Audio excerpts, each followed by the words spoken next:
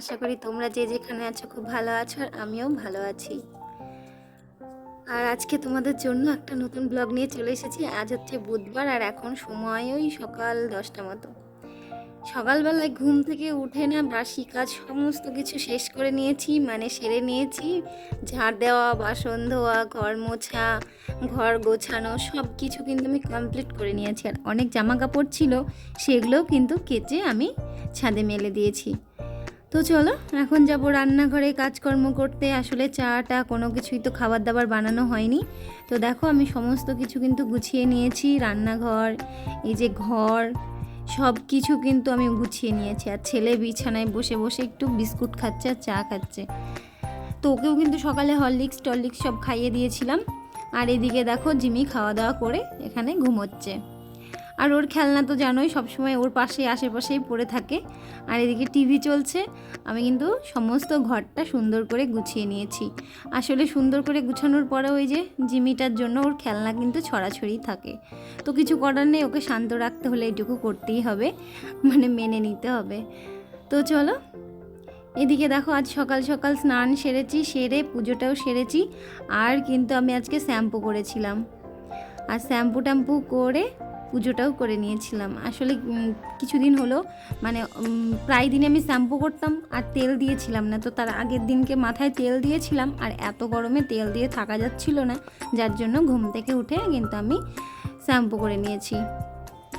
তো দেখো এদিকে রোজ দিনের মতো পুজোটাও করে নিয়েছি। আর তারপরে এই যে ঘরটাও কিন্তু গুছিয়ে নিয়েছি। আসলে এই বেড কভারটা চেঞ্জ করতে হবে, মানে ছেলে পড়াশোনা করে, পেনের কালি টালি অনেক কিছুই পড়ে। তো এটা চেঞ্জ করব ভাবছি কালকে, আজকে আর সময় নেই। যেহেতু একবারে সকালে সমস্ত কাজ হয়ে গেলে না, পরে আর কিছু করতে ভালো লাগে না। তো চলো এদিকে তো ঘরদোর সমস্ত কিছু মানে কোনো রকমভাবে গুছিয়ে রেখে দিয়েছি। আর এখন যাব রান্নাঘরে রান্না করতে। তো এইদিকে এখন রান্নাঘরে যাওয়া যাক। আর এখন গিয়ে কিন্তু চাটা বানাবো। আসলে সকালের চা মানে সকালের চা খাবার তো এখনও খাওয়াই হয়নি। তো চলো এদিকে দেখো চাটা করে নিয়ে কিন্তু আমি এদিকে মানে চাটা আমার জন্য ঢেলে নিচ্ছি। আর ওর বাবা যেহেতু আমার আগেই স্নান টান করে ওর কাজে বসে গেছে, তো ওকে আগেই আমি চাটা দিয়ে দিয়েছি।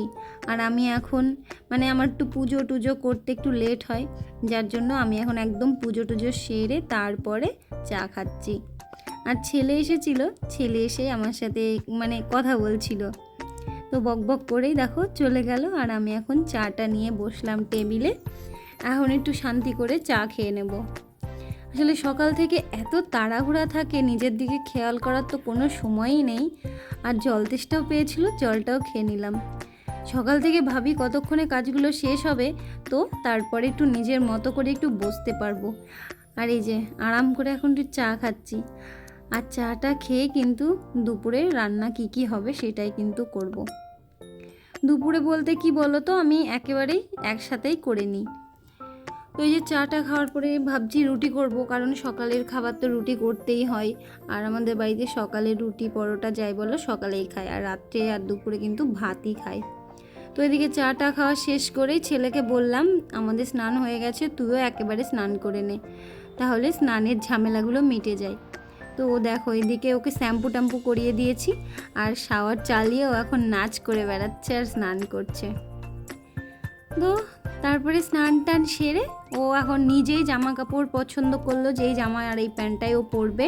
মানে বাড়িতে থাকলেও এত গরমের মধ্যে কিন্তু ওকে ওর মানে সব কিছু স্টাইল বলো গেট আপ সেট আপ বজায় করে থাকতে হয়। মানে ও ভালোবাসে সবসময় সেজে গুজে থাকতে। তো স্নান করে একটা ভালো সুন্দর জামা প্যান্ট পরে নিজে নিজেই মাথা টাথা আঁচড়ে নিল। মানে এগুলো আর আমার করা লাগে না, শুধু জামা প্যান্টটাই পরিয়ে দিই। তো তারপরে চলে এসেছি রান্না করতে। আর রান্না বলতে আজকে সেরকম কোনো রান্না নেই, ভাতটা করছি। আর এখানে করব একটু আলু দিয়ে পটল দিয়ে একটু আমিষভাবে, মানে পেঁয়াজ রসুন টমেটো এই সব কিছু দিয়ে মশলা করে একটু আলু পটলের তরকারি করব আর রুটি করব। মানে আজকে রান্না নেই বলতে ওই বাড়ি থেকে বললো একটু তরকারি আর মাছের ঝোল পাঠিয়ে দেবে। তো সেজন্য ফালতু আর অত কিছু রান্না করে কি করব, তাই আমি এদিকে আলু পটলের তরকারিটা করে নিচ্ছি। আর করে টরে নিয়ে কিন্তু রুটিটাও করে নেব। তো চলো রান্নাটা দেখতে থাকো। এদিকে ভাজা টাজা হয়ে গেছে, এখন না মশলাটা করব, মানে হলুদ লবণ দিয়ে দিয়েছি, আর এখন মশলাটা করব, করে টোরে মানে মশলাটা কষতে দেবো। তো চলো এদিকে মশলাটাও করে নিচ্ছি।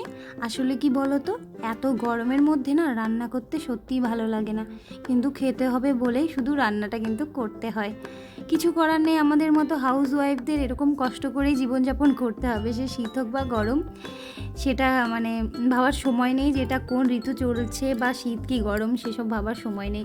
একটা কথাই মাথায় রাখতে হবে যে ঘুম থেকে উঠে আমাকে কী কাজ করতে হবে, আর খাওয়ার টাইমে কখন কখন কী কী রান্না করে সবাইকে দিতে হবে, ব্যাস এটুকুই মনে রেখে চলে যাচ্ছে জীবন। তো চলো এদিকে মশলাটাও করে টরে নিয়ে এখন মিক্সিটা আমি এখানে রেখে দিলাম, কারণ আমার ছেলে এসে কখন একবার রেগুলেটর ঘুরিয়ে দিলে কিন্তু আবার গ করে উঠবে, এটা ওর অভ্যাস আছে। মানে ভুল করে যদি আমি মিক্সি লাইনে বোর্ডের সাথে দিয়ে সুইচ অন করা থাকে, তাহলে ও এসে রেগুলেটরটা ঘুরিয়ে দেয়। তো আমি সেজন্য মশলা করার সঙ্গে সঙ্গেই আমি কিন্তু মিক্সির আমি যে তারটা থাকে সেটা কিন্তু আমি খুলে রেখে দিই। আর এদিকে মিক্সিটাকেও মুছে নিচ্ছি, মুছে টুছে নিয়ে পরিষ্কার করে এখন কিন্তু আমি নিচে রেখে দেবো। আর মিক্সিটা আমি উপরে রাখি না, নিচেই থাকে। আর ওপরের সেলফ তো মানে খুব একটা বড় নয়, দুই পাশেই সেলফ, কিন্তু খুব একটা বড় নয়, মোটামুটি সব জিনিস কিন্তু এতে আঁটে না। তো তার জন্য আমি মুছে টুছে নিচে রেখে দিয়েছি। তো চলো এদিকে ভাতটাও প্রায় হয়ে এসেছে, আর ভাতটা তো হয়ে গেলে কিন্তু আমি আজ শুধু ভাতই করেছি, মানে ছেলের জন্য একটু আলু সেদ্ধ দিয়েছি আর ভাত করছি।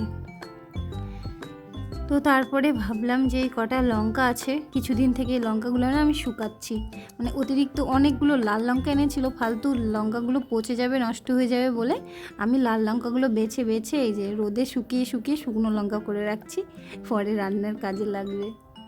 তো চলো ওগুলো রোদে দিয়ে চলে এসেছি, মানে কিছুদিন থেকে রোদ দিচ্ছি, মাঝে দুদিন বৃষ্টি হলো তো রোদ দেওয়া হয়নি, তো আজকে আবার রোদে দিয়ে দিলাম। তো এদিকে দেখো ভাত হচ্ছে আর তরকারিটা হচ্ছে। তো আমি ভাবলাম কালকে যেহেতু মানে এই ছোটোখাটো মানে মুদিখানা কিছু না সেরকম, এই চা আর আটা মানে ময়দার দরকার ছিল, তো সেগুলো এনেছিল, তো চাটাও ঢেলে নিলাম কিছুটা, আর কিছুটা রেখে দিলাম কারণ পুরোটা আঁটবে না। তো এই যে ঢেলে ঢেলে নিয়ে কৌটোর ঢাকনা আটকে দিয়ে আমি সাইড করে রেখে দিলাম দুটোই, আর এখন আমি এই ময়দাটাও ঢেলে নিব। তো কি বলো তো, মানে আমাদের 2 প্যাকেট করেই ময়দা নিয়ে আসে, মানে এই 2 কিলো 1 কিলো প্যাকেটে 2 কিলো করেই নিয়ে আসে, ফুরিয়ে গেলে আবার নিয়ে আসে, কারণ আমার না বড় কোনো জায়গা নেই যে আমি ময়দাগুলো রাখবো। সেজন্য এই কৌটোটার মধ্যে আমি রাখি, এক প্যাকেট করে ঢেলে নিই, যখন মানে এটা ফুরিয়ে গেলে আবার ওই প্যাকেটটা ঢেলে নেব। তো এই করে মিনিমাম আমার 1 সপ্তাহ মতো চলে, কারণ আমরা রেগুলার রুটি খাই, তো সেই জন্য। তো চলো এইদিকে আমি ময়দাটা ঢেলে নিলাম, আর ঢালার পরে কিন্তু আমি কিছুটা ময়দা নিয়ে আমি ময়দাটাও মেখে নেব।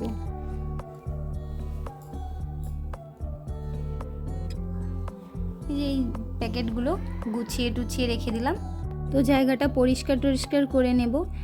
এই প্যাকেটটা এক্সট্রা ছিল, তো এটা আমি নিচে রেখে দিলাম। নিচে বলতে আমি ড্রামের মধ্যে রেখে দিই, যত এক্সট্রা মুদিখানা বাজার থাকে তো একটা ড্রাম আছে, তো তার মধ্যেই আমি রেখে দিই।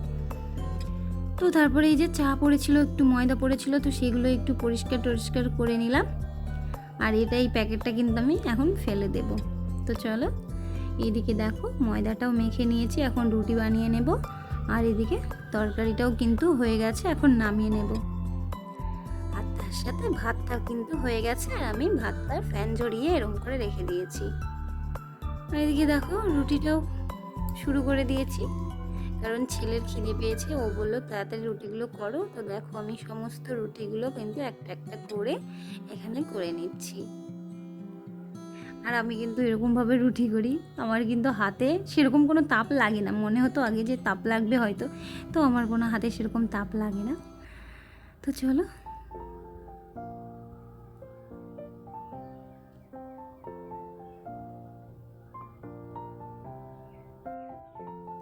আর রুটি করা হয়ে গেলে ছেলেকেও খেতে দিয়ে দেবো, আর আমরাও কিন্তু খাওয়া দাওয়াটা করে নেব।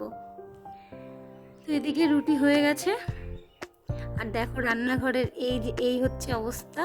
মানে আমার রুটি করতে গেলে একটু ময়দা বেশি লাগে, আর এই যে ময়দা বেশির কারণে কিন্তু পুরো রান্নাঘরটা ময়দায় ভরে যায়। তো এদিকে সমস্ত কিছু পরিষ্কার করে নেব, আর তার মানে পুরো রান্না কমপ্লিট করে কিন্তু আমি একেবারে পরিষ্কার করে নেব, কারণ এরপরে আর কোনো সেরকম রান্না নেই। এদিকে রুটি তরকারি হয়ে গেছে, ভাতও হয়ে গেছে, আর কোনো কিন্তু রান্না নেই। এখন আমি আর আমার ছেলে মিলে রুটি খেয়ে নেব। আর ভোরে যেহেতু একটু পরে খাই, ও তো মানে ওর কাজ কমপ্লিট না করে ও খেতে চায় না, তার জন্য ওর একটু বেলাই হয়। তো চলো এখন দুজনে মিলে এখানে বসে রুটিটা খেয়ে দিয়ে ব্যাস, তারপরে এই দেখো রান্নাঘরটা পুরোটা আমি কিন্তু পরিষ্কার করে নিয়েছি, একদম পুরো ঝাড় দিয়ে মেঝে মুছে পুরো টেবিল গুছিয়ে মুছে টুছে রান্নাঘর একেবারে চকচকে করে নিয়েছি। আর এখন জিমির খাওয়ার সময় হয়ে গেছে, ওকে কিন্তু খাওয়াতে হবে। আমি অনেকক্ষণ আগে ওর খাবারটা ভিজিয়ে রেখেছিলাম। আসলে দুপুর টাইম ওর মানে যে খাবারের টাইমগুলো থাকে না, ওর এতটাই নেশা, সেই টাইমে ও ঠিক চলে আসবে বাইরে, আর এসেই কিন্তু সেই আমার পায়ের কাছে এসে দাঁড়িয়ে থাকবে। আমি যেখানেই যাব সেখানেই ও যাবে, মানে যতক্ষণ না খেতে দেবো ওর ততক্ষণ কিন্তু শান্তি নেই। আর খাওয়া হয়ে গেলে ব্যাস শান্ত বাচ্চার মতো ঘুমিয়ে যাবে। তো তারপরে যে জামা কাপড়গুলো ছিল রোদে, তো আমি তাড়াতাড়ি করে তুলে নিয়ে আসলাম, কারণ প্রচণ্ড রোদ, সব জামা কাপড় তেতে যাচ্ছে। আর আমার আপাতত কোনো কাজ নেই, রান্না যেহেতু কম, তো সেই জন্য কাজটাও আজকে অনেক তাড়াতাড়ি হয়ে গেছে। তো এদিকে দেখো একটা একটা করে সমস্ত জামা কাপড় আমি এদিকে ভাঁজ করে নিচ্ছি। আর তার ফাঁকে আমি কিন্তু আগের দিনের ব্লগের কিছু কমেন্ট পড়ে নিচ্ছি। সুমনা দিদিভাই বলেছো, খুব ভালো হয়েছে বোন, পুরো ব্লগটা দেখে ফেললাম, রান্না করতে করতে তোমার ব্লগটা দেখলাম। তো দিদিভাই অনেক অনেক ধন্যবাদ, তুমি রান্না করতে করতে আমার ব্লগটা দেখেছো, আর অনেক ভালোবাসা। আর রুমা দাস দিদিভাই, তুমি অনেক বড় কমেন্ট করেছো, মানে আগের দিনের ব্লগে আমি যা যা করেছি তুমি পুরো একটা কমেন্টের মাধ্যমে তুলে ধরেছো। তো অনেক অনেক ধন্যবাদ, অনেক ভালোবাসা যে এত বড় কমেন্ট তুমি লিখেছো, লিখে আবার আমাকে পোস্ট করেছো। তো এইভাবে পাশে থেকো, ভালো থেকো, তোমরাও ভালো থেকো, আমিও ভালো আছি, আর এরকমভাবেই কিন্তু সাপোর্ট করে যেও। তো চলো এদিকে দেখো আমি একটা একটা করে জামা কাপড়গুলো সমস্ত কিছু ভাঁজ টাজ করে এখানে গুছিয়ে নিচ্ছি, আর যেগুলো আনলায় রাখার আমি কিন্তু সেগুলো আনলায় রেখে দিচ্ছি। আর আগের দিনে আমি যেই শাড়িটা পরেছিলাম, তো সেটাও আমি কেচে ধুয়ে দিয়েছিলাম, তো সেটাও আমি ভাঁজ টাজ সব করে নেব কিন্তু।